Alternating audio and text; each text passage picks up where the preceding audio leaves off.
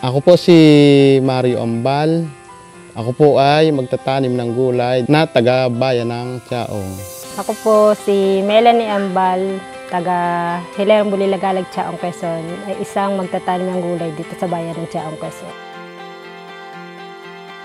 Ang importante pong natutunan ko sa sikap training, yung nga po yung magtanim ng gulay na hindi kailangan ng mga chemical at lason para mapalaki at mapabunga yung mga gulayan.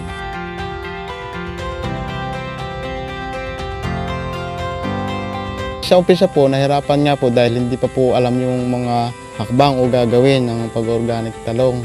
Tapos pagdating po ng pamumunga ay nahirapan din po kami dahil yun pong market. Medyo nanghihinayang po kami dahil yung aming organic talong napapasama din sa mga commercial na talong na hindi po organic. Ito pong organic po ay ligtas po sa tao, sa hayop. Kaya po ako po yung natutuwa at maganda po. At saka dito po sa organic, madali po kaming ng halaman. Dati po kasi sa chemical, hindi po kami makapagpadami ng bunga. Tapos madali po siyang mamatay.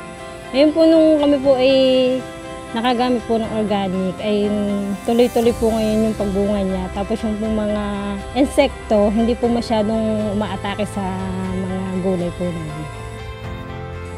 Dati po, nung tayo po ay nagtatanim ng hindi organic, mas malaking gastos po dahil bibili kang abono, bibili ng lason, i-spray mo yun, iuupa mo yun ng pagpapa-spray, delikado naman po, di mas malaking bayad. Sa ngayon po, di nabawasan po yung ating gastos dahil organic po tayo, konti lang ang ating binabayarang at dahil lahat naman po pwede tayong maglagay noon, hindi po siya delikado. Kaya po, mas maliit na gastos ngayon. Kung bumunga po ng parehas yung ating gulay, mas malaki pa rin po ang ating aabuting income ngayon sa ngayon dahil mas maliit po yung gastos.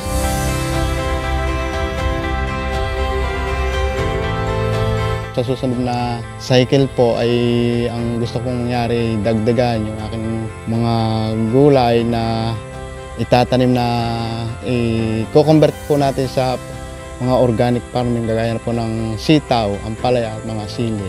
Hinihikayat ko po sila na kangay mag-organic. Matutulungan tayo ng ibang kabayan para tayo makapag-umpisa ng pag-organic.